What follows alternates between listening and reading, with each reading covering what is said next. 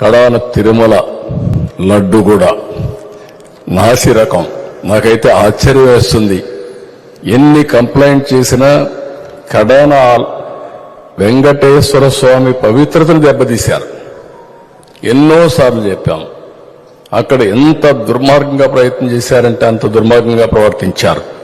కడాన అన్న దానంలో quality of food లేకుండా చేశారు. దేవుని దగ్గర పెట్టే ప్రసాదం అపవిత్రం చేసే విధంగా ఓసారి బాధేస్తుంది. నాసి రకమైన ఇంగ్రీడియంట్సే కాకుండా ఎనిమల్ ఫ్యాట్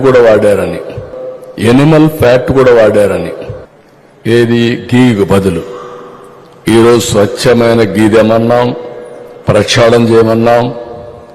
నాణ్యత పెరిగింది, ఇంకా కూడా నాణ్యత పెంచుతాం.